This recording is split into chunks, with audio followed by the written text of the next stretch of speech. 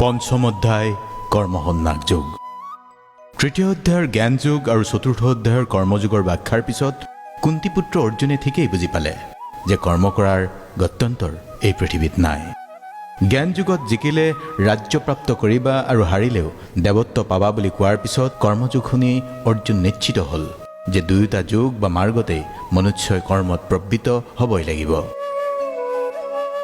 ভগৱান শ্ৰীকৃষ্ণই এই ক্ষেত্ৰত মনত সংশয় নাৰাখি তত্ত্বজ্ঞানী সৎ গুৰু বা মহাপুৰুষৰ শৰণাপন্ন হ'বলৈ প্ৰেৰণা দিছিল কুন্তীপুত্ৰ অৰ্জুনক। এই ক্ষেত্ৰত অৰ্জুনে দুটা মাৰ্গৰ এটা বাছনি ল'বলৈ যাওঁতে ভগৱান শ্ৰীকৃষ্ণক কৰা প্ৰশ্নৰ পৰাই আৰম্ভ হৈছে গীতাৰ পঞ্চম অধ্যায় কৰ্মসন্ন্যাস যোগ। অৰ্জুন উবাচ শ্লোক সন্ন্যাসং কৰ্মণাং কৃষ্ণ পুনৰ্যোগং স সংশোচি যস্যয় এতৰুকং তৎমেক ব্ৰূহি সুনিশ্চিতম। অৰ্থাৎ অৰ্জুনে ক'লে, হে ভগৱান শ্ৰীকৃষ্ণ, কেতিয়াবা মোক আপুনি সন্ন্যাসৰ মাধ্যমেৰে কৰ্ম কৰাৰ কথা কৈছে আৰু তাৰ পিছত নিষ্কাম দৃষ্টিৰে কৰ্মযোগৰ অনুষ্ঠান কৰিবলৈ কৈছে। এই দুটাৰ ভিতৰত কোনটো বেছি উত্তম বা কাৰ্যকৰী সেইটোহে মোক কওক বা সুনিশ্চিত কৰি দিয়ক। পৰমেশ্বৰ ভগৱান শ্ৰীকৃষ্ণই ক'লে, কৰ্মত্যাগ বা সন্ন্যাস মাধ্যমেৰে কৰা কৰ্ম অৰ্থাৎ জ্ঞান যোগ আৰু নিষ্কাম ভাৱনাৰে কৰা কৰ্মযোগ দুয়োটাই মুক্তিদায়ক পৰম শ্ৰেয়। কিন্তু এই দুটাৰ মাজত কৰ্মযোগ কৰ্মসন্ন্যাসতকৈ শ্ৰেয়। হে মহাবাহু, যিজনে তেওঁৰ কৰ্মৰ প্ৰতি দেশ কিম্বা আকাংক্ষা নকৰে তেওঁকেই নিত্য সন্ন্যাসী বুলি জানিবা। এনে ব্যক্তি দ্বন্দ্বৰহিত তথা পৰম সুখতো কৰ্মবন্ধনৰ পৰা মুক্তি লাভ কৰে। অল্পজ্ঞ ব্যক্তিয়েহে কেৱল সাংখ্যযোগ আৰু কৰ্মযোগক পৃথক পৃথক পদ্ধতি বুলি প্ৰকাশ কৰে। পণ্ডিতসকলে সেই কথা নকয়। দুয়োটাৰ মাজত যিকোনো এটা সুস্থ ৰূপত প্ৰতিষ্ঠা কৰিলে ভাল হয়। যিসকলে জানে যে সাংখ্যযোগৰ ফলত গতি লাভ হয়, কৰ্মযোগৰ ফলতো সেই গতি প্ৰাপ্ত কৰিব পাৰি আৰু সেয়েহে তেওঁ সাংখ্যযোগ আৰু কৰ্মযোগক একেটাই বুলি জানে, অৰ্থাৎ তেওঁৱেই যথাৰ্থ তত্ত্বদ্ৰষ্টা জ্ঞানী। হে মহাবাহু, কৰ্মযোগত নিষ্কাম কৰ্মযোগৰ আচৰণ নকৰাকৈ কেৱল কৰ্মত্যাগৰূপ সন্ন্যাস দুখজনক। যেতিয়া যোগৰ আচৰণ আৰম্ভণিৰ পৰাই নহ'ল তেতিয়া অসম্ভৱ হৈ পৰে। সেইকাৰণেই যোগযুক্ত মুনি বা পুৰুষ অৰ্থাৎ ভগৱত স্বৰূপৰ মনন কৰা মুনিয়ে যাৰ মনেৰে সৈতে ইন্দ্ৰিয়বোৰ মৌন হৈ আছে নিষ্কাম কৰ্মযোগৰ আচৰণ কৰি শীঘ্ৰেই পৰম ব্ৰহ্মক পৰম আত্মাক লাভ কৰিব পাৰে। এই ক্ষেত্ৰত ৭ নম্বৰ শ্লোকত ভগৱান শ্ৰীকৃষ্ণই কৈছে, যোগ যুক্তো বিশুদ্ধাত্মা বিজিতাত্মা জিতেন্দ্ৰিয় সৰ্বভূতাত্মা ভূতাত্মা কুৰ্বনপি ন লিপ্যতে। ইয়াত বিশুদ্ধাত্মা বিজিতাত্মা জিতেন্দ্ৰিয়, এই বিশুদ্ধাত্মা হৈছে বিশেষভাৱে যাৰ অন্তৰকৰণ শুদ্ধ হৈছে বা বিশুদ্ধ আত্মাত পৰিণত হৈছে। বিজিতাত্মা যিয়ে শৰীৰক বিশেষভাৱে জয় কৰিছে, জিতেন্দ্ৰিয় যিয়ে ইন্দ্ৰিয়সমূহক জয় কৰিছে। সেই পুৰুষ সৰ্বভূতাত্মা ভূতাত্মা মানে সম্পূৰ্ণ ভূত প্ৰাণীৰ আত্মাৰ মূল পৰমাত্মাৰ লগত লীন হৈ যোগযুক্ত হৈছে। তেওঁ কৰ্ম কৰিও কৰ্মত লিপ্ত নহয়। আৰু সহজ ভাষাত ক'বলৈ গ'লে যোগযুক্ত জ্ঞানী যাৰ বিশুদ্ধ বুদ্ধি নিকা চিত্ত, যিজন জিতেন্দ্ৰিয় অৰ্থাৎ ইন্দ্ৰিয়ক জয় কৰিছে তথা সমস্ত জীৱৰ অনুৰাগ ভাজন হৈ সকলো কৰ্ম কৰিও সেই বিষয়ত লিপ্ত হৈ নাথাকে, সেই পুৰুষৰ কথা ৭ নম্বৰ শ্লোকত কোৱা হৈছে। আৰু এতিয়া আপোনাৰ মনতো হয়তো প্ৰশ্নটো জাগিব পাৰে, কৰ্ম কৰিও কৰ্মত লিপ্ত নোহোৱাকৈ কেনেকৈ থাকে? উত্তৰটো আছে ৮ আৰু ৯ নম্বৰ শ্লোকত। চিন্ময় চেতনাত অধিষ্ঠিত ব্যক্তি দৰ্শন, শ্ৰৱণ, স্পৰ্শ, ঘ্ৰাণ, ভোজন, গমন, নিদ্ৰা আৰু নিশ্বাস আদি ক্ৰিয়া কৰিও সৰ্বদা জ্ঞাত যে প্ৰকৃততে তেওঁ একোৱেই কৰা নাই। কাৰণ প্ৰলাপ, ত্যাগ, গ্ৰহণ আৰু চকুৰ উন্মেষ ও নিমেষৰ সময়ত প্ৰতি মুহূৰ্ততেই তেওঁ জানে যে ইন্দ্ৰিয়বোৰে কেৱল ইন্দ্ৰিয়ৰ নিজ নিজ কামবোৰ কৰি আছে, তেওঁ নিজে একোৱেই কৰা নাই। গীতাৰ ব্যাখ্যা কৰাসকলে এই ক্ষেত্ৰত কয়, পৰমাত্মাতকৈ আৰু অধিক একোৱেই নাই। পৰমাত্মা প্ৰাপ্তিৰ পিছত যোগযুক্ত পুৰুষৰ আৰু পাবলগীয়া একোৱেই নাথাকে। যাৰ বাবে কৰ্ম কৰিও কৰ্মত লিপ্ত নহয় তেনে যোগযুক্ত পুৰুষ।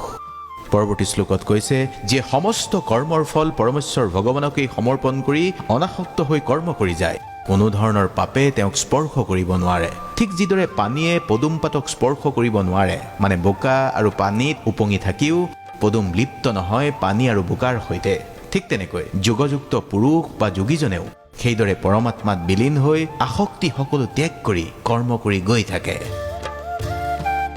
যোগীসকলে কৰ্মফলৰ আসক্তি ত্যাগ কৰি আত্মশুদ্ধিৰ বাবে কাম কৰি যায়। দেহ, মন, বুদ্ধি আনকি ইন্দ্ৰিয়ৰ দ্বাৰাও কৰ্ম কৰে। যোগীয়ে কৰ্মফল ত্যাগ কৰি পৰম শান্তি লাভ কৰে, অৰ্থাৎ পৰমাত্মাক লাভ কৰে। কিন্তু সকাম কৰ্মী কৰ্মফলৰ প্ৰতি আসক্ত হৈ কৰ্ম কৰাৰ ফলত কৰ্মৰ বন্ধনত আবদ্ধ হৈ পৰে বা আবদ্ধ হৈ থাকে। অৰ্থাৎ অযোগীসকলৰ শেষ পৰ্যন্ত কামনা বাসনা জাগ্ৰত হৈ থাকে বা কামনা পুহি ৰাখি কৰ্ম বন্ধনত বান্ধ খাই থাকে। কিন্তু যোগীসকলে বাহিৰত সমস্ত কাৰ্য কৰিও মনৰ দ্বাৰা সমস্ত কৰ্ম ত্যাগ কৰি জীৱদেহৰ নদাৰ বিশিষ্ট এই দেহৰূপ গৃহত পৰম সুখত বাস কৰি থাকে। তেওঁ নিজে একোকে নকৰে বা অন্যৰ দ্বাৰাও একো নকৰায়। অৰ্থাৎ এই 13 নম্বৰ শ্লোক সন্দৰ্ভত গীতাৰ ব্যাখ্যা কৰাসকলে কয়, যি পুৰুষ সম্পূৰ্ণৰূপে নিজৰ বশত আছে, যি শৰীৰ, মন, বুদ্ধি আৰু প্ৰকৃতিত সংপৃক্ত হৈ থাকিও নিজে একো নকৰি বা কাৰো দ্বাৰা একো নকৰোৱাকৈ স্থিত হৈ আছে, তেওঁক অন্য যিকোনো বিষয়ে আন্তৰিক শান্তি বিঘ্নিত কৰিব নোৱাৰে। জীৱদেহত থকা নদাৰ মানে দুটা কাণ, দুটা চকু, দুটা নাকৰ ছিদ্ৰ, এখন মুখ, প্ৰস্ৰাৱদ্বাৰ আৰু মলদ্বাৰ মিলাই 9খন দুৱাৰ থকা দেহত সকলো কৰ্ম ত্যাগ কৰি সঁচা অৰ্থত স্থিৰ বা স্থিত হৈ থাকিব পাৰে। তাৰপিছত ভগৱান শ্ৰীকৃষ্ণই কৈছে, দেহৰূপ নগৰীৰ প্ৰভু জীৱকৰ্মৰ সৃষ্টি নকৰে, তেওঁ অন্যৰ দ্বাৰাও একো নকৰায় আৰু তেওঁৰ কৰ্মফলো সৃষ্টি নহয়, সৃষ্টি নকৰে। এই সকলো হয় জড় প্ৰকৃতিৰ গুণৰ ফলতহে। পৰমেশ্বৰ ভগৱানে জীৱৰ পাপ আৰু পুণ্য একোৱেই গ্ৰহণ নকৰে। অজ্ঞানীৰ দ্বাৰা প্ৰকৃত জ্ঞান আবৃত হোৱাৰ ফলত জীৱসমূহ মহাচন্ন হৈ পৰে। জ্ঞানৰ প্ৰভাৱত যিসকলৰ অজ্ঞান বিনষ্ট হৈছে, জ্ঞান বুদ্ধি বিনষ্ট হৈছে আৰু এইদৰে যিয়ে জ্ঞান অৰ্জন কৰিছে, তেওঁৰ সেই জ্ঞানে সূৰ্য সদৃশ সেই পৰম তত্ত্ব পৰমাত্মাৰেই প্ৰকাশক হৈ উঠে। ঠিক যিদৰে দিনত সূৰ্যৰ উদয়ৰ ফলত চাৰিওদিশ উজ্বলি উঠে। যাৰ বুদ্ধি ভগৱানৰ প্ৰতি উন্মুখ, মন ভগৱানৰ চিন্তাত একাগ্ৰ, নিষ্ঠা ভগৱানৰ চৰণত দৃঢ়, যিয়ে ভগৱানেই একমাত্ৰ আশ্ৰয়স্থল বুলি গণ্য কৰিছে, জ্ঞানৰ দ্বাৰা তেওঁৰ সমস্ত কলুষ সম্পূৰ্ণৰূপে বিধূত হৈছে তথা তেওঁৰ জন্ম মৃত্যুৰ বন্ধনৰ পৰাও মুক্তি লাভ সম্ভৱ হৈছে। পৰৱৰ্তী শ্লোকত ভগৱান শ্ৰীকৃষ্ণই কৈছে, জ্ঞানৱান পণ্ডিত বা পুৰুষসকলে বিদ্যা বিনয় সম্পন্ন হৈ ব্ৰাহ্মণ, গৰু, কুকুৰ, হাতী, চণ্ডাল সকলোৰে প্ৰতি সমানেই মৰম প্ৰদৰ্শন কৰে, কাৰোৰেই প্ৰতি হীনভাৱ নাৰাখে।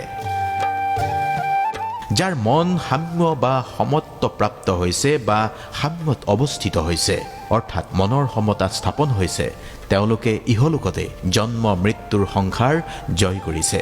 তেওঁলোক ব্ৰহ্মাৰ দৰেই নিৰ্দোষী, সেয়ে তেওঁলোক ব্ৰহ্মাতেই অৱস্থিত হৈছে, ব্ৰহ্মত্ব প্ৰাপ্তি হৈছে। এই ব্ৰহ্মত্ব প্ৰাপ্তি কি 20 নম্বৰ শ্লোকত বুজাই দিছে ভগৱান শ্ৰীকৃষ্ণই। যি ব্যক্তিয়ে প্ৰিয় কোনো বস্তুৰ প্ৰাপ্তিৰ ফলতো উৎফুল্লিত নহয় আৰু অপ্ৰিয় বস্তুৰ প্ৰাপ্তিৰ ফলতো বিচলিত নহয়, যাৰ বুদ্ধি স্থিৰ, মোহ শূন্য আৰু ভগৱত তত্ত্ববিদ, তেওঁ ব্ৰহ্মতেই অৱস্থিত। মানে স্থিৰ বুদ্ধি সংশয় ৰহিত ব্ৰহ্মৰ লগত সংযুক্ত পুৰুষ সদায় ব্ৰহ্মতেই স্থিত হৈ আছে, ব্ৰহ্মতেই বিলীন হৈ আছে। তেনে ব্ৰহ্মস্থিত পুৰুষে কোনো ধৰণৰ জড় ইন্দ্ৰিয় সুখ ভোগৰ প্ৰতি আসক্ত নহয়, আকৃষ্ট নহয়। তেওঁ প্ৰকৃত সুখ লাভ কৰিবলৈ সক্ষম হয়, ব্ৰহ্মত যুগযুক্ত হয় তেওঁ অক্ষয় সুখ লাভ কৰে, ভোগ কৰে।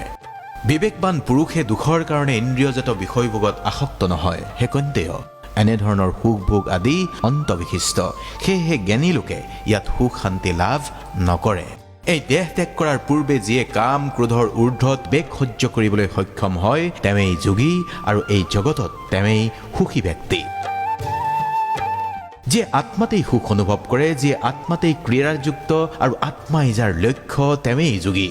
যি ব্ৰহ্মত অৱস্থিত হৈ ব্ৰহ্ম নিৰ্বাণ লাভ কৰে বা ব্ৰহ্মত্ব প্ৰাপ্তি হয়। সংযত চিত্ত সমস্ত জীৱৰ কল্যাণৰত তথা সংশয় ৰহিত নিষ্পাপ অৰ্থাৎ পাপ নোহোৱা ঋষিগণে ব্ৰহ্মত্ব লাভ কৰে বা ব্ৰহ্ম নিৰ্বাণ লাভ কৰে। কাম ক্ৰোধ শূন্য সংযত শিষ্ট আত্মতত্ত্বজ্ঞ সন্ন্যাসীসকলে সৰ্বতোভাৱে অচিৰেই ব্ৰহ্মত্ব লাভ কৰে বা ব্ৰহ্ম নিৰ্বাণ লাভ কৰে। মনৰ পৰা বাহ্য ইন্দ্ৰিয়ৰ বিষয় প্ৰত্যাহাৰ কৰি ভ্ৰুযুগলৰ মাজত দৃষ্টি কৰি নাসিকাৰ মাজত বিচৰণশীল প্ৰাণ আৰু অধুবায়ুৰ ঊৰ্ধ্ব আৰু অধোগতি ৰোধ কৰি ইন্দ্ৰিয় মন বুদ্ধি সংযম কৰে আৰু ইচ্ছা ভয় ও ক্ৰোধ শূন্য হৈ যিজন মুখ্যপৰায়ণ মুনি বা পুৰুষ সৰ্বদা মুক্ত হৈ থাকে তেওঁ নিশ্চিতভাৱে মুক্ত। কিন্তু মুক্ত হৈ কলৈ যায় এনে পুৰুষ? উত্তৰ আছে 29 নম্বৰ শ্লোকত। ভোক্তাৰং যোগ্যত পাশাং সৰ্বলোকহম মহেশ্বৰম সুহৃদং সৰ্বভূতানাং জ্ঞাতা মাং শান্তি মৃচ্ছতি। অৰ্থাৎ সেই মুক্ত পুৰুষে, ভগৱান শ্ৰীকৃষ্ণই কৈছে, অৰ্থাৎ সেই মুক্ত পুৰুষে মোক সমস্ত যজ্ঞ আৰু তপস্যাৰ পৰম ভোক্তা সৰ্বলোকৰ মহেশ্বৰ আৰু সমস্ত জীৱৰ সুহৃদ ৰূপে জানি যোগীসকলে জড়জগতৰ দুখ দুৰ্দশাৰ পৰা মুক্ত হৈ শান্তি লাভ কৰে। অৰ্থাৎ ভগৱান শ্ৰীকৃষ্ণই অৰ্জুনক বুজাইছে যে সেই মুক্ত পুৰুষৰ শ্বাস প্ৰশ্বাসৰ যজ্ঞ আৰু তপস্যাৰ ভোক্তা ময়ে। যজ্ঞ আৰু তপস্যাৰ অন্তত য'ত বিলীন হয় সেইটো ময়ে, তেওঁ মোকে প্ৰাপ্ত কৰিব। যজ্ঞৰ অন্তত যাৰ নাম শান্তি সেইটো মোৰেই ৰূপ। মুক্ত পুৰুষে মোক জানি মোক প্ৰাপ্ত কৰে, সেয়াই শান্তি, সেয়াই প্ৰাপ্তি। যেনেকৈ মই ঈশ্বৰৰ ঈশ্বৰ মহেশ্বৰ, তেওঁ তেনেকৈ মুক্ত হৈ মোৰেই অংশ হৈ পৰে, মোতেই বিলীন হৈ যায়। পঞ্চম অধ্যায় কৰ্মসন্ন্যাস যোগৰ অন্ত পৰিল। আপুনি ইমান ধৈৰ্য সহকাৰে গীতাৰ পঞ্চম অধ্যায়, চতুৰ্থ অধ্যায়, তৃতীয় অধ্যায় আৰু দ্বিতীয় অধ্যায়ো আমাৰ এই একাউণ্টতেই পাব, শুনিব আৰু কমেণ্টত আপোনাৰ মতামত জনাব। ওম কৃষ্ণায় বাসুদেৱায় নমঃ।